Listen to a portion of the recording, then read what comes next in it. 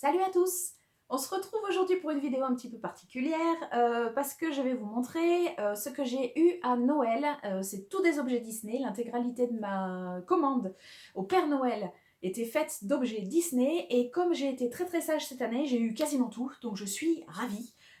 Mais bon, j'ai été vraiment très sage. Je vais vous montrer un petit peu tout ce que j'ai eu. Il y a du bouquin, il y a de la suspension de Noël. Je vais commencer par ce gros pépère là que je voulais depuis très longtemps. Donc Lucifer qui est un monstre et qui est méchant. Lucifer c'est une peluche extra. Je l'avais vu déjà sur les parcs et j'avais vraiment très envie de l'avoir parce que j'avais trouvé que vraiment déjà bon la tronche hein, c'est déjà quelque chose de sympa. En plus les griffes, elles griffent, c'est vrai, il est vraiment méchant. En plus, voilà, de profil, je sais pas si vous avez vu ce petit tas, c'est absolument chouquette. Je l'ai trouvé très sympathique. Et ici, en plus, voilà, le fin, voilà, le fin mot du détail, vous avez des petites, voilà, des petites, c'est génial. Enfin, voilà, des petites finitions extraordinaires qui font que tout le bazar est quand même super sympa. Je suis très contente d'avoir eu Lucifer. Je remercie le Père Noël. J'ai eu aussi des suspensions, notamment celle-ci qui me faisait vraiment envie. J'espère que voilà, la caméra va faire la mise au point comme il se doit. Cette petite suspension de la princesse et la grenouille qui est vraiment super. Donc avec la petite étoile, le petit médaillon pour fêter le 10e anniversaire déjà. Ici l'arrière, donc vous voyez même derrière les finitions sont chouettes. On a Navine en grenouille juste sur le côté, c'est un petit truc super sympa. Donc j'ai eu ça, je suis très contente de l'avoir eu, ça me faisait vraiment très envie.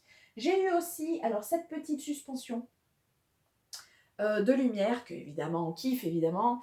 Petite suspension donc qui s'allume.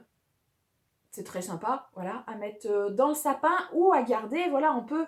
Ce qui est sympa, c'est que du coup, comme c'est plat, on peut enlever le ruban et ça fait une petite déco qu'on peut poser, voilà, sans avoir besoin forcément d'avoir un sapin pour le mettre en valeur. Une autre petite suspension qu'on peut parfaitement poser, c'est celle-ci. Je me suis fait un peu plaisir. Donc là, elle doit être pleine de traces de doigts, je m'en excuse. Ça n'enlève rien aux finitions superbes de ce petit objet qui est en édition limitée et qui est vraiment hyper chouette. Donc voilà, petite suspension en verre, donc hein, pas du plastoc. Hein. Pareil, on peut très bien retirer le petit ruban pour en faire un petit objet à poser. C'est très chouette. J'en suis très satisfaite.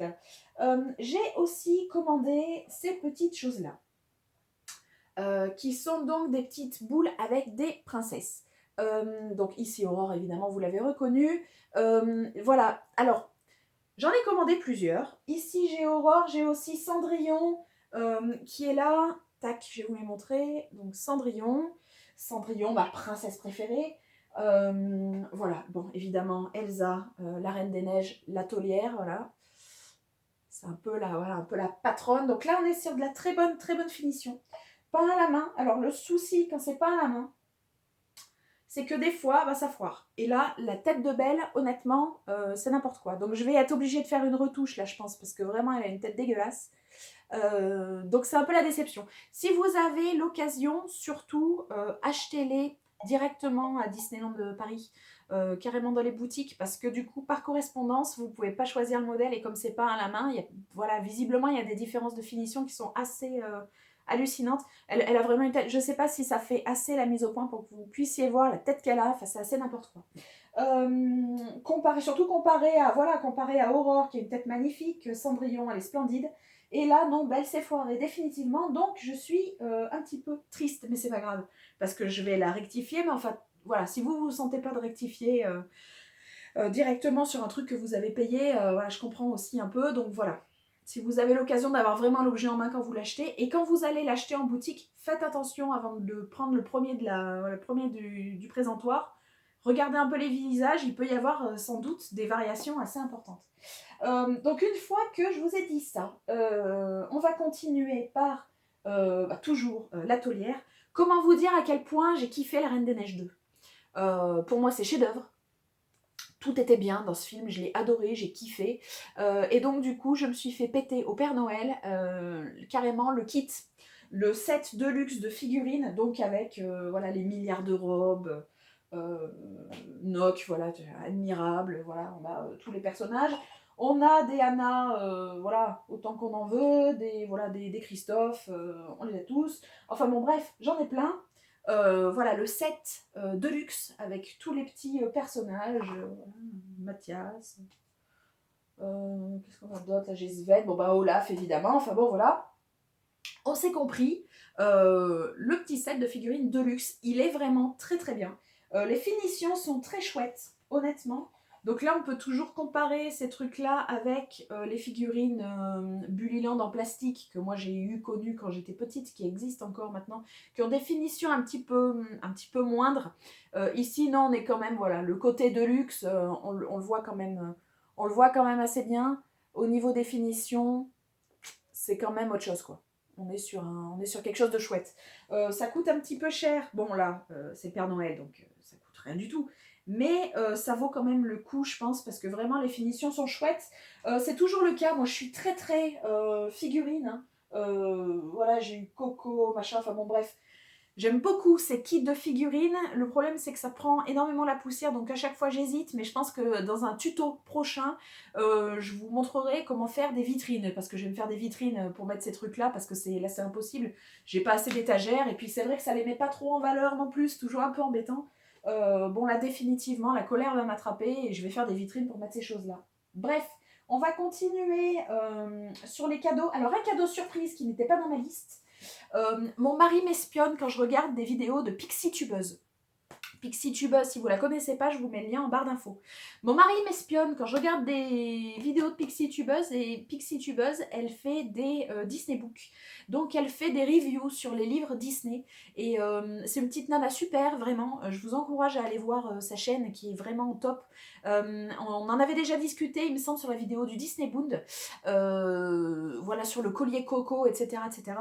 Mon mari m'a espionné et il m'a vu baver devant ce bouquin-là que Pixie du coup était en train de chroniquer. Elle vantait les mérites de ce bouquin, c'est pas tombé dans l'oreille d'une sourde. Du coup, je pensais bien me l'acheter en 2020, mais mon mari m'a coupé l'herbe sous le pied, je l'aime, et il l'a commandé pour moi au Père Noël. Du coup, ce livre qui s'appelle Pencils, Pens and Brushes, c'est une compilation de biopics sur des employés Disney qui étaient des femmes, donc que des femmes, qui ont quelque chose à voir avec Disney. Donc ici, la fondatrice de l'école de dessin dans laquelle Walt Disney a envoyé tous ses animateurs pour apprendre à dessiner anatomiquement, pour pouvoir réaliser Blanche-Neige. Vous avez toute l'histoire de cette femme admirable. Donc ça, c'est quelque chose qui est un petit peu en dehors de l'entreprise Disney. Mais vous avez aussi évidemment Marie Blair, vous avez tout un tas de nanas géniales, des dessinatrices, des chimistes, des nanas qui ont piloté pendant la guerre des avions, tout un tas voilà, des bonnes femmes remarquables dont on ignore complètement l'existence et c'est un tort. Ce genre de nana qui, dans les années 30, voilà, avait des opportunités extraordinaires et qui ont su saisir un peu la perche à cette période-là. Donc vous voyez, il y a vraiment des illustrations aussi qui sont très très chouettes. Les biopics, alors ça c'est un bouquin qui est en anglais. Voilà, c'est le petit hic. Moi, ça ne pose pas de soucis, mais j'imagine que parmi vous, il y en a certains, voilà, dans l'anglais, c'est pas forcément la tasse de thé.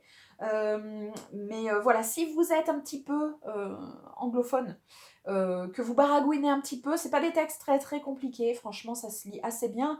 Sur un niveau collège-lycée, ça peut se faire, je pense.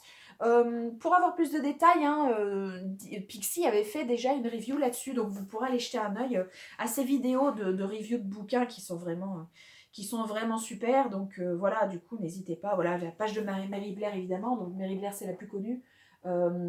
Et du coup, voilà, vous aurez plein de petites infos. Les biopics sont pas très très longs. Ça fait 1 page et demie à peu près par nana.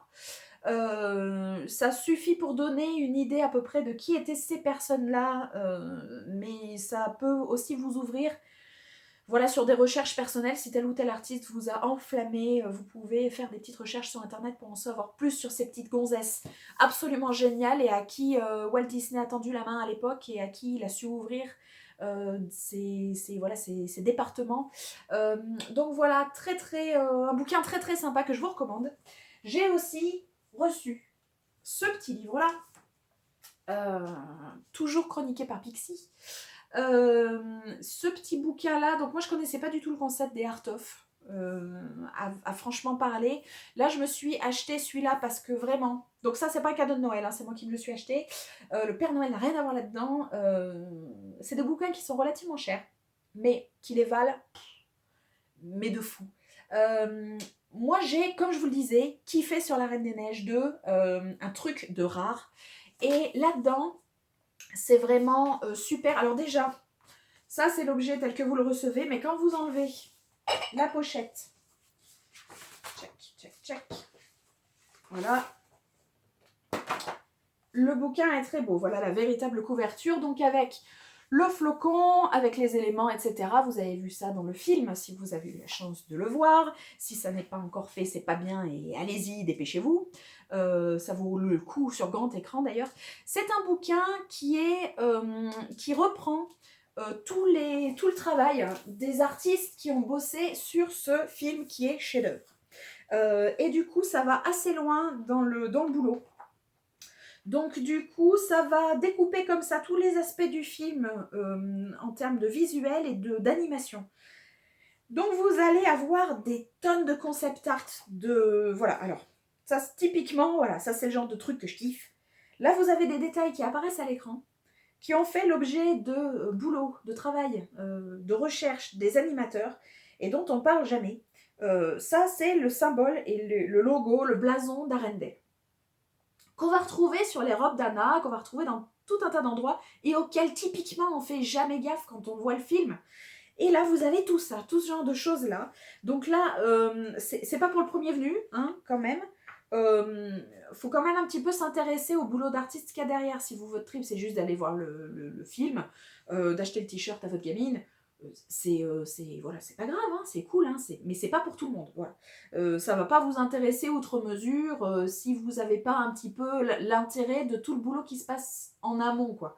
Mais si vous kiffez de voir comment le processus créatif a abouti sur un dessin animé comme ça, alors là, ce bouquin est pour vous.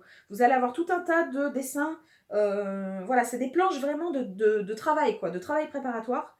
Donc c'est admirable. Je vous passe les choses un petit peu vite.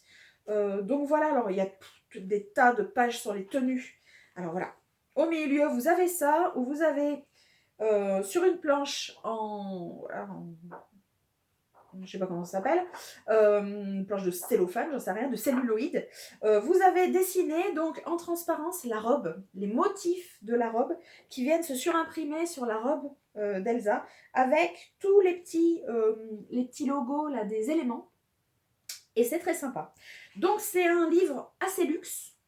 Il faut pas hésiter à se ruer là-dessus si vraiment, voilà, là, voilà, truc, voilà, ça, c'est toutes les espèces d'arbres qu'ils ont utilisées dans le film. Si vous vous en foutez, on peut pas vous blâmer. Parce que ça, c'est vraiment des trucs, ça avance pas l'histoire, quoi. Mais moi qui kiffe, et ben moi, je suis refaite de voir tous les arbres avec les différentes dimensions, les petits personnages pour montrer l'échelle. Tous ces trucs-là, je trouve ça vraiment génial. Mais je comprends parfaitement qu'il y a des gens que ça n'intéresse pas. Moi, j'ai trouvé ça super. Donc voilà, vous avez ce petit bouquin qui existe, qui est quand même super. Voilà. C'est génial. Toute une étude sur la maman d'Elsa et Anna quand elle était petite, avec ses origines, etc. Enfin voilà, vous apprenez tout un tas de choses. Il y a des images, il y a du texte, il y a plein d'explications sur tout un tas de trucs. Le chapitre sur l'eau, moi, m'a complètement enflammé parce qu'il y a des images magnifiques. Voilà, c'est un super bouquin. Je regrette pas 5 minutes de l'avoir acheté, il est vraiment trop bien. Je vous le conseille, je ne saurais que trop vous le conseiller. Achetez-le, c'est un petit bouquin super. Si vous êtes plein à l'acheter, ils nous en feront plein d'autres. Il y en a plein qui existent déjà. Alors ça, je l'ai découvert avec Pixie. C'est Pixie qui m'a fait découvrir ça au travers de ses vidéos. Ça existe sur plein de bouquins, sur plein de films Disney. Ruez-vous là-dessus, c'est vraiment des choses, voilà, c'est collector, quoi. Voilà ce que j'ai eu. Et aussi un cadeau de moi à moi. Je me suis abonnée sur le site d'Hachette. À cette collection de bouquins là. Moi j'en avais quand j'étais petite. Là ils font toute la collection pour je crois 15 € par mois ou quelque chose dans ce goût-là. Vous avez donc le bouquin euh, qui va raconter l'histoire du classique. Donc voilà, voilà. Les illustrations sont tout à fait sympathiques. Donc c'est la version pour enfants, là, on est d'accord. Hein, c'est le bouquin de base avec l'histoire racontée. Il n'y a pas de... Voilà, pas d'ambiguïté, voilà. Par contre, les illustrations sont assez sympas. Le texte est tout à fait chouette. Pour lire à votre môme le soir, c'est un vrai bonheur. Pour les 15 €, vous avez ce bouquin-là. Vous avez aussi un autre livre, donc ici, le cultissime Mickey et le haricot magique, donc que j'ai reçu avec mon colis. Et en plus, il vous envoie, cadeau bonus, une petite figurine, donc Bullyland, petite figurine qui va avec le classique que vous avez reçu. Tous les mois, vous en recevez un dans votre boîte aux lettres. Et donc à chaque fois, vous avez et le grand bouquin sur le classique, et le petit bouquin Aventure de Mickey, et la petite figurine Bullyland qui va avec le bouquin classique. Donc ce petit paquet vous arrive tous les mois. Vous ne savez pas quel classique va être dans votre colis. Donc du coup, surprise à chaque fois. Et je trouve ça assez sympa. Moi, j'aime beaucoup ces petites figurines qui me rappellent mon enfance. Gamine, dans les magasins de jouets, il y avait des caisses gigantesques où vous aviez 200 Schtroumpfs, 200 Cendrillon, 200 Méchantraine. Donc voilà, c'était un peu un rêve de gosse. Là, quand on arrivait là-dedans, je préférais ça au magasin de bonbons. Les figurines Bullyland, je trouve ça vraiment, je trouve ça hyper cool. Ça me rappelle vraiment mon enfance. Donc je suis très contente d'avoir mis la main sur ce petit abonnement qui va arriver dans ma boîte aux lettres pendant toute l'année et même plus, car il me semble que il y a 40 numéros dans la collection. Ça veut dire que pendant 40 mois, je vais recevoir ces petits classiques pour me faire cette petite collection de bouquins. Voilà, ça me fait plaisir par avance. Donc voilà, ça existe si ça vous intéresse. C'est sur le site d'Hachette, donc du coup, Disney Club. Voilà, mes amis, ce que je pouvais vous dire à propos de toutes ces choses extraordinaires qui ont rejoint ma maison grâce aux fêtes de Noël cette année. J'espère que vous avez été hyper gâtés. Dites-moi en commentaire si vous avez reçu des trucs cool, s'il y a des choses parmi mes achats qui vous plaisent et que vous auriez voulu avoir peut-être, qui vous rendent jaloux. Dites-moi ce que vous avez reçu, c'est un petit peu, voilà, ça peut être un peu sympa. On n'a peut-être pas les mêmes goûts et les mêmes envies sur nos listes de Noël. J'espère que tout ça vous a plu, n'hésitez pas à laisser un petit pouce en l'air, à vous abonner si vous voulez voir aussi les tutos qui sont aussi sur ma chaîne pour réaliser plein d'objets super, des objets qui n'existent pas en boutique et que malheureusement on ne peut pas acheter ou se faire offrir par le Père Noël. Je vous dis à très bientôt, je vous fais des gros bisous, ciao!